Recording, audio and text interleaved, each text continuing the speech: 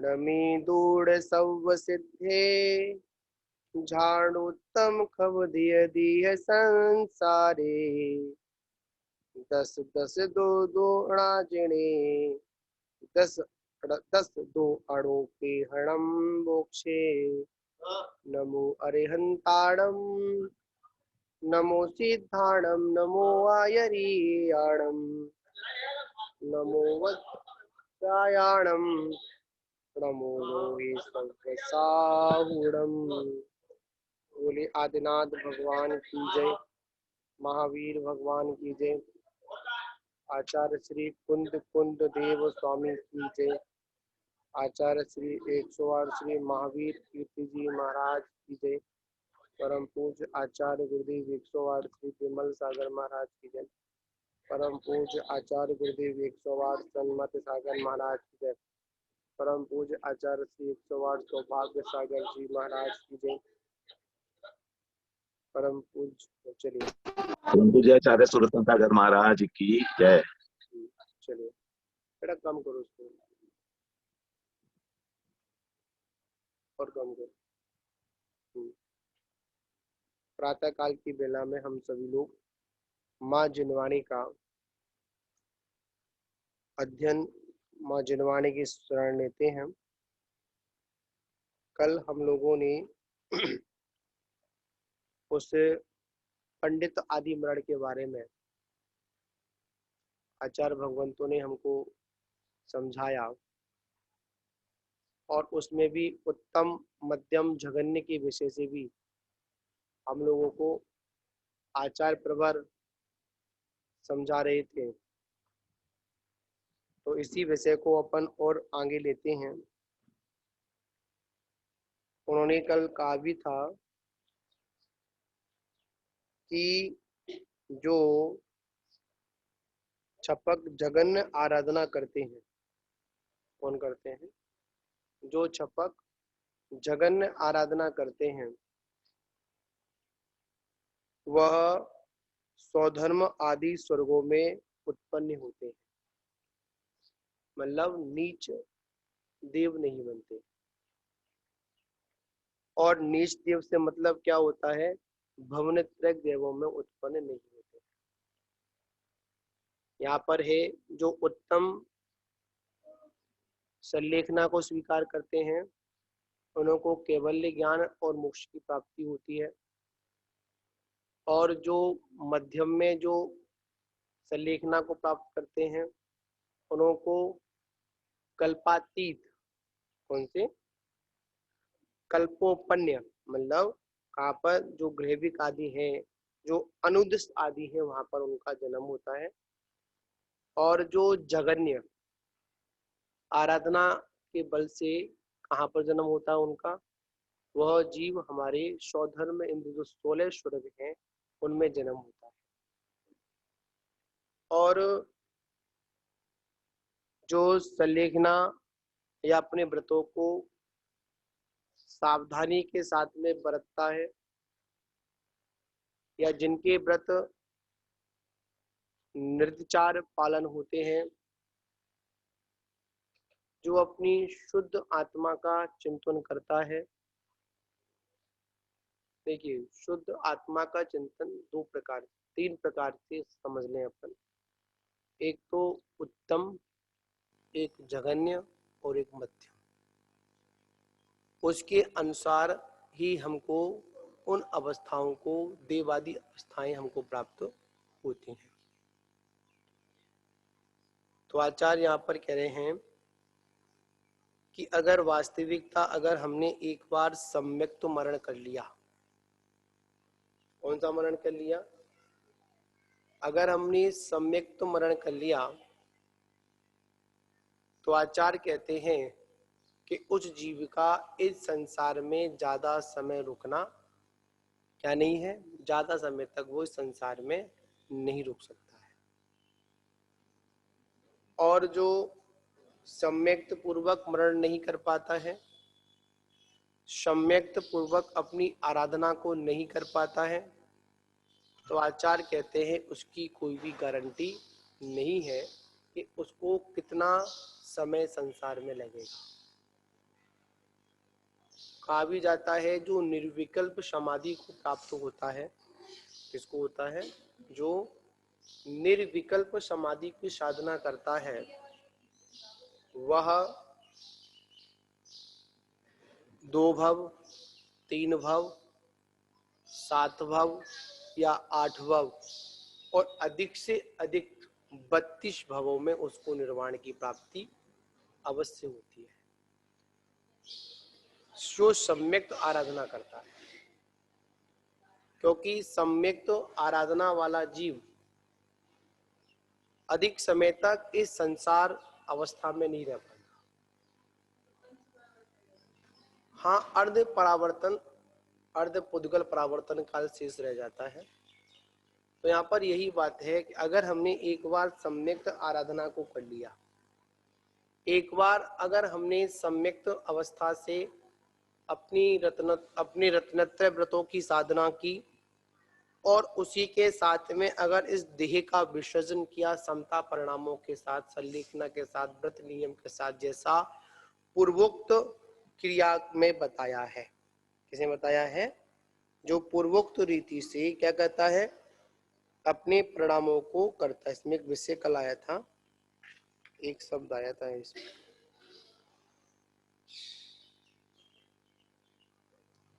कहाँ गया इसमें, बड़ा एक मार्मिक शब्द दिया था उन्होंने कल, इसमें ग्रंथ में ही था।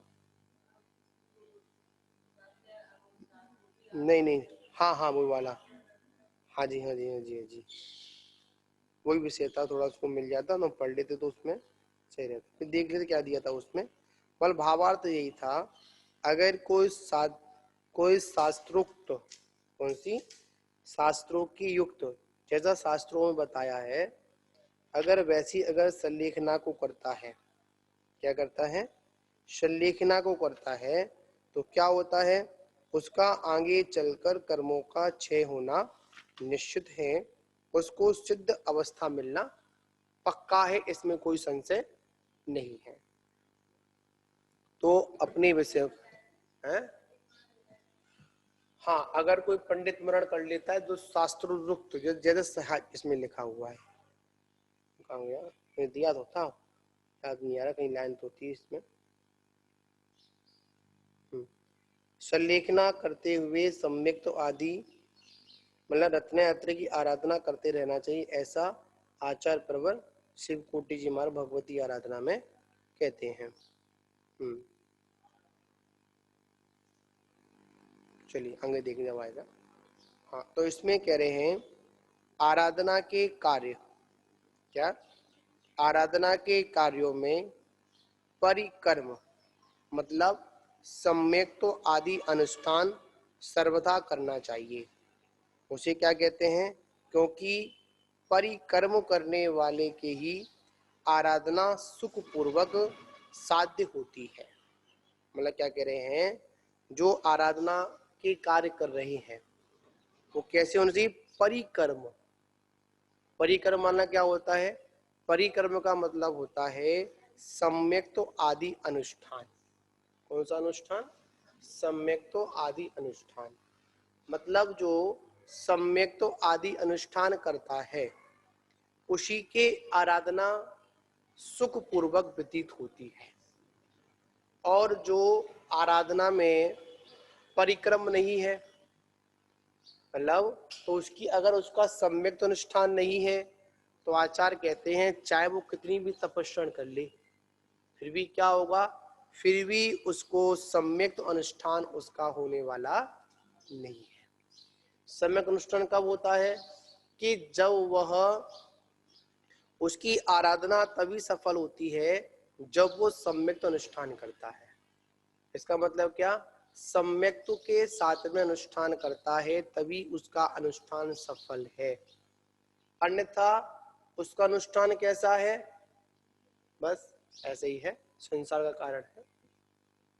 जिस प्रकार कहा जाता है कोलू का बैल, कौन सा बैल, कोलू का बैल रात और दिन चलता है। एक कोलू का बैल होता है, किसका बैल, कोलू का बैल, रात और दिनों चलता है, और क्या करता है, जहां होता है वहीं का वही रहता है। इसका मात्र यही कारण है, चला तो सही पर वो सही दिशा में नहीं चला। ऐसा नहीं है हम लोग आचरण का पालन नहीं करते हैं, क्या नहीं करते, हम आचरण का पालन नहीं करते हैं, हम आचरण का पालन करते हैं, सब कुछ करते हैं, पर हम सही दिशा में नहीं करते हैं। क्या नहीं करते हैं, सही दिशा में नहीं करते हैं। हम गड्ढा खोदते हैं, क्या करते हैं, गड्ढा खोदते हैं, पर सही जगह पर गड्ढा नहीं खोदते, इसलिए हमको पानी की प्राप्ति नहीं होती है। क्या लगा चालू है? क्या कह रहे हैं कि इसलिए कह रहे हैं हम गड्ढा तो खोदा, पर जहां खोदना था वहां नहीं खोदा। क्या नहीं खोदा, जहां खोदना था वहां नहीं खोदा। अगर जहां पर पानी का स्रोत है, अगर वहां पर गड्ढा खोदा होता तो क्या होता, आपको जल की प्राप्ति अवश्य होती। इसकी प्राप्ति होती, जल की प्राप्ति अवश्य होती। आखिर में जल की प्राप्ति क्यों नहीं हुई? क्या आखिर में जल की प्राप्ति क्यों नहीं हुई? आपने ऐसी जगह पर गड्ढा खोदा जहां पर क्या था, जहां पर पानी का स्रोत ही नहीं था, वहां पर सूखा सूखा था। मतलब जहां पर सम्यक्त रूपी, जहां पर सम्यक्त रूपी भूमि होती है, वहां पर अगर ज्ञान रूपी, चारित्र रूपी, तप रूपी अगर पुरुषार्थ किया जाता है तो वहां से हमको मोक्ष रूपी जल प्राप्त होता है। क्या होता है? मोक्ष रूपी जल प्राप्त होता है। और जहां पर हमारी भूमि कैसी है, मिथ्वात्मय भूमि है, कठोर भूमि है, वहां पर हम चाहे कितना भी तपस्या करें फिर भी क्या होगा, कितना भी पुरुषार्थ करें क्या होगा, वहां से हमको कुछ भी प्राप्त नहीं होगा। खाली गए थे और खाली बर्तन लेकर आएंगे।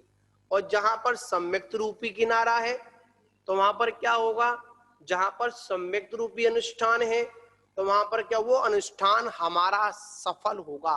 इसमें कोई हमको संशय आदि नहीं करना चाहिए।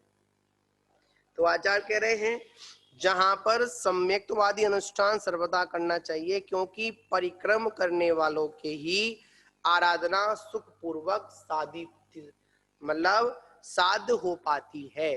उन्हीं को ये व्रत आदि अच्छे लगते हैं जिनका जीवन सम्यक्त पूर्वक है। कैसा है? सम्यक्त पूर्वक है। और जिनके जीवन में सम्यक्त तो नहीं है, तो उनके जीवन में जो व्रत हैं वो क्या है, भार के समान है। किसके समान है? भार के समान है। इस प्रकार गधे पर क्या लाद दिया जाए, चाहे वहां पर सोना लाद दिया जाए, चाहे वहां पर ईंट और पत्थर लाद दिए जाए, तो क्या करेगा, उसको तो मात वजन ढोने से मतलब है। वो कोई ऐसी क्रियात्मक, ऐसी कोई प्रतिक्रिया नहीं करेगा जिससे सोने का वजन उसे अच्छा लगे और उसका वजन अच्छा लगे। तो आचार्य कहते हैं हमको व्रतों को बोझ की तरह, क्या, हमको अपने व्रतों को बोझा नहीं समझना है। क्या नहीं समझना है? बोझा नहीं समझना है। इन व्रतों को क्या समझना है? इन व्रतों को हमको सम्यक्त आराधना, सम्यक्त रूप समझना है, क्योंकि इन व्रतों से ही मेरा कल्याण होगा, ये बात निश्चित है। कोई संसार में दूसरा कोई कल्याण करने वाला नहीं है। अगर संसार में अगर कोई कल्याण करने वाला है तो वो कौन है? मेरे व्रत हैं, मेरा ही धर्म है। वो क्या करेगा? मेरा कल्याण करेगा, कोई दूसरा कल्याण करने वाला नहीं है। जिस प्रकार राजपुत्र युद्ध काल से पहले ही प्रतिदिन शास्त्र आदि का अभ्यास करता है, बाद में शस्त्र प्रहार की क्रिया को अपने अधीन कर युद्ध क्रिया में सामर्थ्य हो पाता है। यहाँ पर एक बात कह दी, बहुत से लोग कहते हैं हम तब करेंगे जब समय नजदीक आ जाएगा। क्या कहते हैं? हम तपस्या तब करेंगे, हम व्रत आदि तब करेंगे जब हमारा अंत समय आ जाएगा। तो आचार्य कहते हैं कोई बात नहीं, आपका कहना बिल्कुल सही है, जब अंत समय आएगा तब कर लेना, पर यह बता दो कि आपका अंत समय कब आएगा, आपको पता है क्या? क्या कहते हैं? आपका अंत समय कब आएगा आपको पता है क्या? नहीं पता। तो आपने ये कैसे कह दिया कि अंत समय में हम कर लेंगे? आचार्य कहते हैं कहीं अंत समय का इंतजार करते करते कहीं आपका अंत ना हो जाए, इस पर्याय का अंत ना हो जाए। अगर इस पर्याय का अगर अंत हो गया तो आचार्य प्रवर क्या करते हैं, फिर आपको दूसरा मौका मिलने वाला नहीं है। ये बड़ा ही सुनहरा मौका है। कैसा मौका है?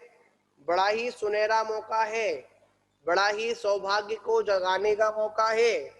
लोग कहते हैं हमारा सौभाग्योदय कब आएगा? क्या कहते हैं? लोग कहते हैं हमारा सौभाग्योदय कब आएगा? तो आचार्य कहते हैं अगर आपने मनुष्य पर्याय को प्राप्त किया है, आपको जिनवाणी सुनने को मिल रही है, आपके जीवन में व्रतों का अगर आपको उपहार गुरु के द्वारा मिल गया, तो इससे बड़ा सौभाग्य उदय तुम्हारे जीवन में क्या आएगा? तुम्हारे जीवन में ऐसा पुण्य कर्म का उदय कब आएगा कि जब आप रत्नत्रय को स्वीकार करने के लिए आपकी भावना बनी है और आपने रत्नत्रय को स्वीकार भी कर लिया, इससे बड़ा आपको पुण्य उदय और आपको क्या चाहिए? हमारे गुरुजनों ने पंच थाली, कितनी? हमारे गुरु ने पंच मेवा की थाली लगाकर हमारे सामने रख दी। हमारे गुरु ने पंच मेवा की थाली हमारे सामने लाकर रख दी। मानते हैं गुरु गिलास बनाकर भी आपको खिला देंगे, आपके मुंह तक पहुंचा देंगे, पर ये जवड़ा तो किसको चलाना पड़ेगा? कौन चलाएगा? गुरु थोड़ी चलाएंगे। मानते हैं गुरु आपकी नाक को बंद कर जबरदस्ती आपके मुंह में भी डाल देंगे, पर कंठ तक नीचे कौन लेके जाएगा? स्वयं हम ही लेके जाएंगे। हम इससे बड़ा अपना पुण्योदय क्या माने जो आज हमको जिनवाणी सुनने को मिल रही है, जो आज हमको व्रतों के प्रति जागृत करने की जो वाणी मिल रही है, अरहम वाणी हमको मिल रही है। कौन सी वाणी मिल रही है?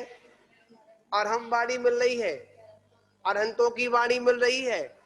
याद रखना, ये हमारी वाणी नहीं है, ये पूर्वाचारों की वाणी नहीं है, ये किन की वाणी है?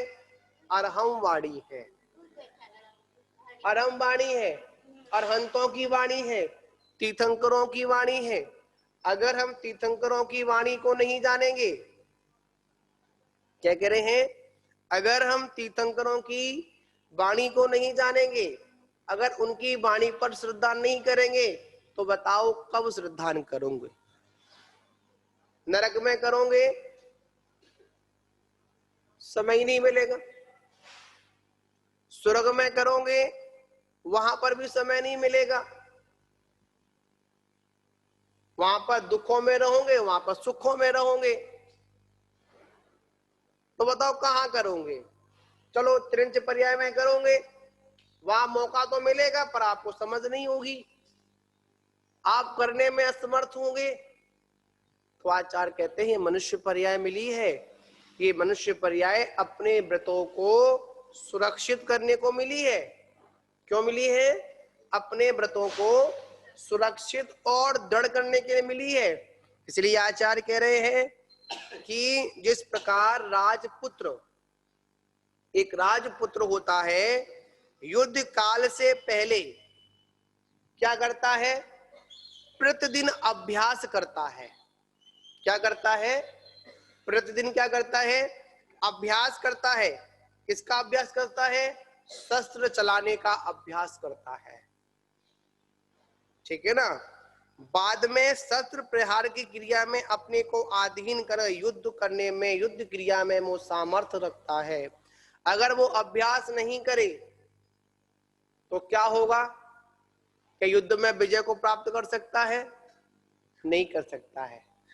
इसलिए आचार्य कहते हैं चलती का नाम गाड़ी है। किसका नाम गाड़ी है, चलती का नाम गाड़ी है, और खड़ी का नाम मालगाड़ी है। क्या कह रहे हैं, चलती का नाम गाड़ी है, खड़ी का नाम क्या है, मालगाड़ी है। कब चलेगी पता नहीं, इसलिए कह रहे हैं कि चलते रहो।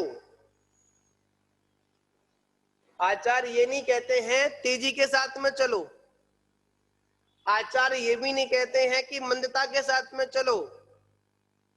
आचार्य कहते हैं कि अपनी स्वगति के अनुसार चलो। किसके अनुसार चलो, स्वगति के अनुसार चलो। जैसी तुम्हारी गति है उसके अनुसार चलोगे तो ना आपको थकावट होगी, ना आपको मंजिल दूर लगेगी।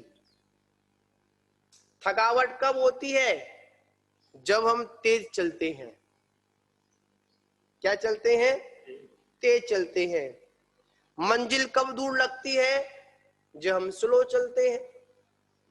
तो आचार्य कहते हैं चले तो चले कैसे।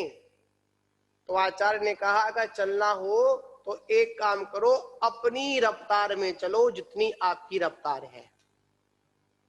जैसे आपकी वृद्ध अवस्था है स्वरूप सागर जी, आप जगह तेज तेज चलो, आपके घुटने दर्द करेंगे, और धीमे धीमे चलाएं तो फिर और दिक्कत हो जाएगी।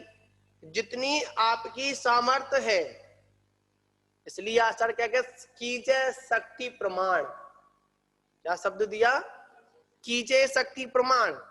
जितनी शक्ति है उसके अनुसार करोगे तो आपको मंजिल मिल जाएगी।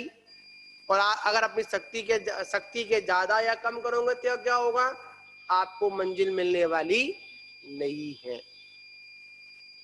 तो इसी प्रकार कह रहे हैं कि हमको अभ्यस्त रहना चाहिए। क्या होना चाहिए, हमको अभ्यस्त रहना चाहिए। अगर हम अभ्यस्त रहेंगे तो मंजिल मिल जाएगी, अगर अभ्यस्त नहीं रहेंगे तो हमको मंजिल 3 काल में मिलने वाली नहीं है। इसके बाद आचार्य कह रहे हैं इसी प्रकार साधु भी ध्यान का परिक्रम जो श्रामण्य है उसे इस भावना से निधि करता है, यह सोचकर कि बाद में मन को बस में करके मृत्यु के समय ध्यान में समर्थ हो जाऊंगा। अगर हम शुरू से अगर अपने मन को अपने बस में नहीं करेंगे तो कहोगे बाद में कर लोगे, क्या नहीं कर पाओगे। गाड़ी उतनी ही तेज चलाओ जितनी तुम्हारी कंट्रोल में हो।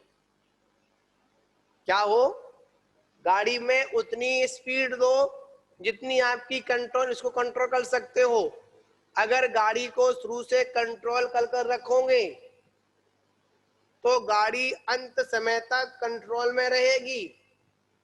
अगर गाड़ी को शुरू से ही अगर बेकाबू कर दोगे तो क्या होगा, वो गाड़ी कभी भी आपके अंकुश में आने वाली नहीं है, आपके उसमें आने वाली नहीं है। तो आचार्य यहाँ पर एक ही बात कह रहे हैं, अगर वास्तविकता में अगर आप समाधि को उत्कृष्ट बनाना चाहते हो, क्या कह रहे हैं, अगर आप अपनी समाधि को अगर उत्कृष्ट बनाना चाहते हो तो आचार्य क्या कह रहे हैं, आचार्य एक ही बात कह रहे हैं कि आप हमेशा अपनी उत्कृष्ट साधना की ओर ध्यान दें। किसकी ओर ध्यान दें? उत्कृष्टता की ओर ध्यान दें। अगर आपका ध्यान अगर उत्कृष्टता की ओर होगा तभी आपकी समाधि उत्कृष्ट हो सकती है, अन्यथा क्या होगा? आपकी समाधि उत्कृष्ट नहीं हो सकती है। अगर ऊंचाई को प्राप्त करना है तो शुरू से ही ऊंची सोच रखें। क्या रखें? ऊंची सोच रखें। अगर हमारी शुरू से अगर सोच ऊंची नहीं है तो याद रखना हम कभी भी ऊंचाई को नहीं पहुंच सकते हैं। तो यह कह रहे हैं शुरू से ही अपने मन को क्या शुरू से ही क्या करें? अपने मन को अपने बस में रखें, तभी आपकी आत्म साधना हो सकती है। अन्यथा आपकी आत्म साधना में जो मन है, जो मन की चंचलता है, जो इंद्रियों की, जो विषयों की जो चंचलता है, वो आपको उत्कृष्टता तक पहुंचने नहीं देगी। क्या करेगी? उसमें वो विघ्न डालेगी, उसमें वो अंतराय डालेगी। इसलिए क्या करना है? हमेशा अपने मन को दीक्षा के प्रथम दिन से ही अपने को क्या समझे? मेरे को उत्कृष्ट चर्या करनी है, तब जाकर अंत समय आपकी चर्या उत्कृष्ट हो पाएगी। बच्चा वही पास होता है जो स्कूल के प्रथम दिन से ही अध्ययनशील रहता है। कौन? जो प्रथम दिन से ही क्या रहता है? अध्ययनशील रहता है, वही परीक्षा में उत्तीर्ण हो पाता है। अन्यथा वो ये कहे नहीं पढ़ रहे, नहीं लिख रहे, जब पेपर आएंगे, जब कॉपी जांच होगी तब दे देंगे, लिख कर दे देंगे, तो क्या होगा? उस समय मौका मिले या ना मिले, उस परीक्षा के दौर में तो आपको एक दिन का मतलब हफ्ते भर का आपको समय भी मिल सकता है तैयारी के लिए, पर मृत्यु जब आएगी तो आपको तैयारी करने का भी मौका बिल्कुल भी नहीं देगी। वो तो यही कहेगी बेटा जब तेरे को मौका दिया था, जब फायदा नहीं उठा पाया, अब 4 मिनटों में 4 सेकंडों में तू क्या कर लेगा? कुछ भी नहीं कर पाएगा। जब जिंदगी के 80 साल में तू कुछ नहीं कर पाया, 120 साल में कुछ नहीं कर पाया, तो चंद मिनटों में क्या कर लेगा? कुछ भी नहीं कर पाएगा। आचार्य कहते हैं उसी प्रकार इस जीव ने अनादिकाल से भोग भोगे हैं, अनादिकाल से भोग किया है, फिर भी कहे एक बार मिल जाए तो फिर नहीं करूंगा, ये तेरी भूल है। जब हजारों बार अनंत बार भोगने पर तू तृप्त नहीं हुआ तो एक बार भोगने पर क्या तृप्त हो जाएगा? बिल्कुल भी तृप्त नहीं होगा। वो तो क्या होगा कि बुझी हुई अग्नि को भी क्या कर देगा? वो प्रज्वलित कर देगा। क्या कर देगा?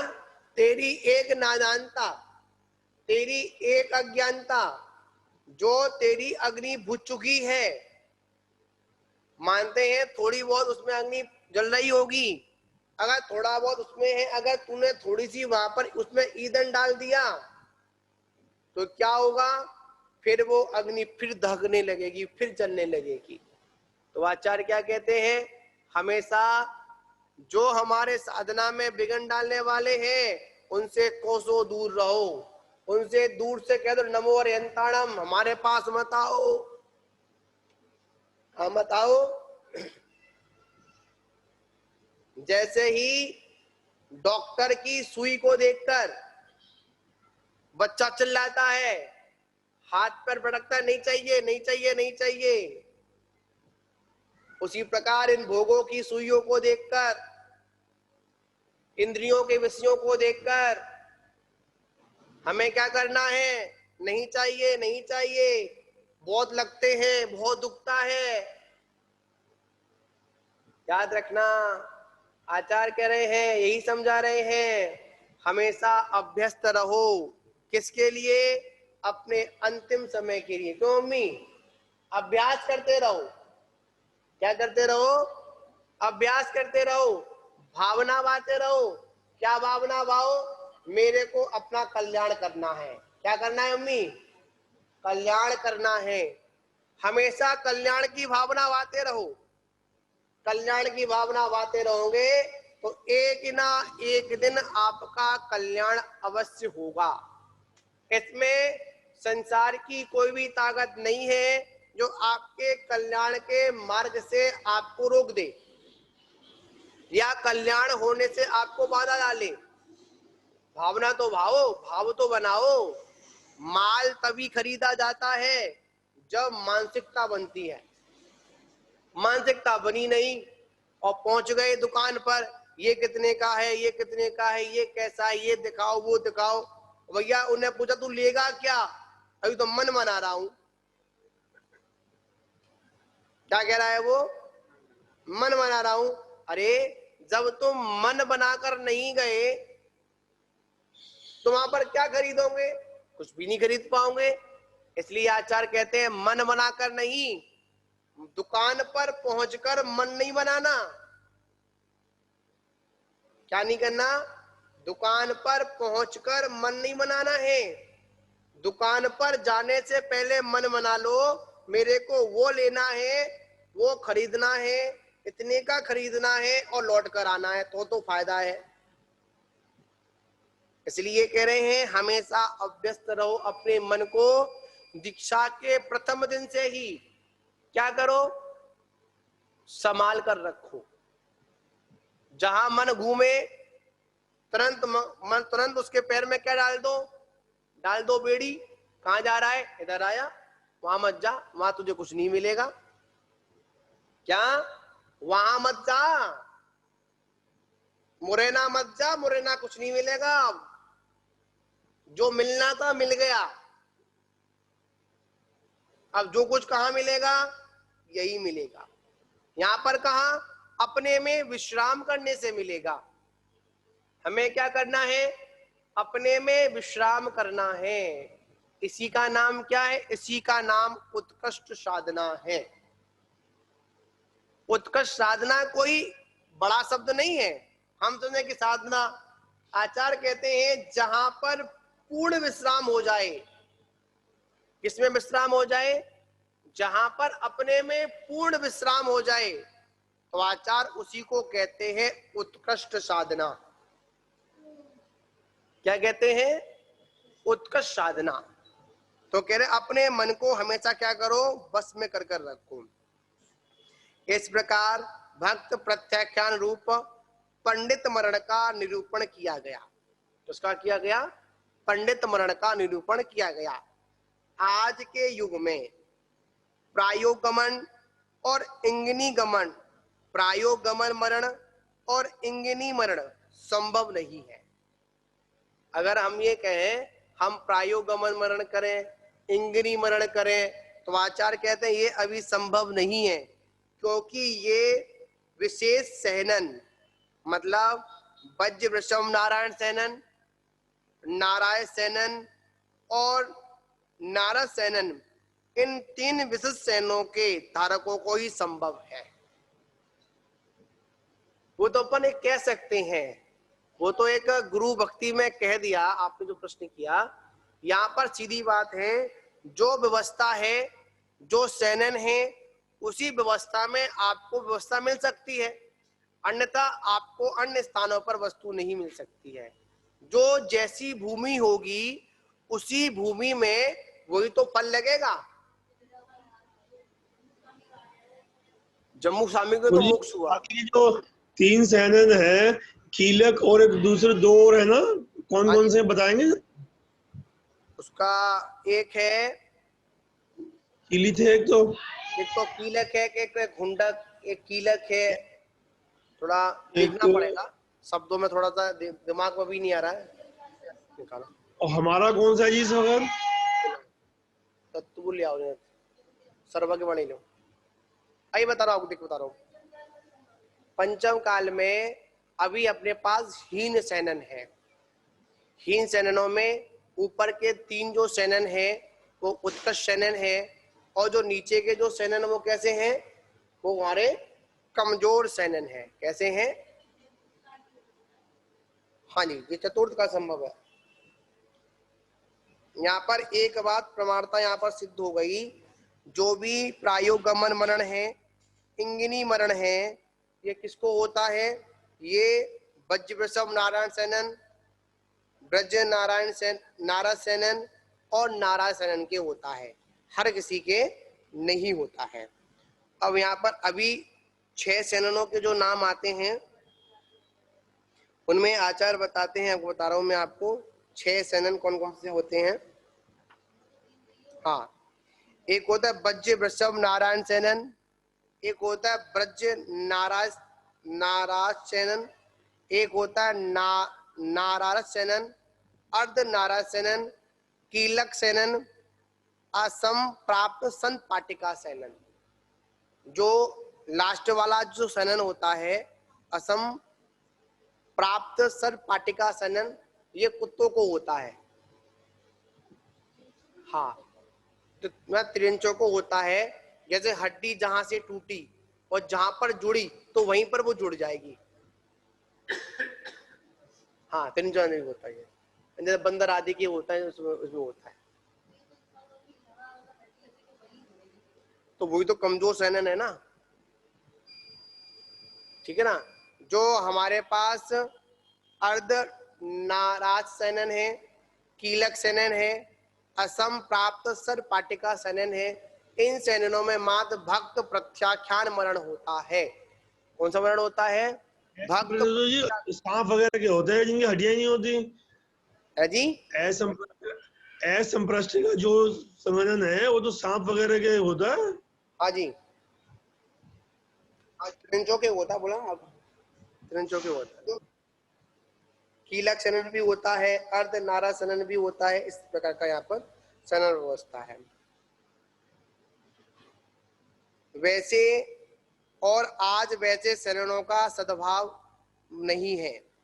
इस तरह मरण के स्वरूप को अच्छी तरह, मतलब इस तरह मरण के स्वरूप को अच्छी तरह से जानकर श्रेष्ठ मरण के लिए ही अभिलाषा करना चाहिए और प्रयत्न भी करना चाहिए। क्या करना चाहिए? हमको उत्कृष्ट सेनन की क्या करना चाहिए? प्राप्ति के लिए ही हमको उद्यम करना चाहिए। यहाँ पर सीधी एक बात और यहाँ मिली,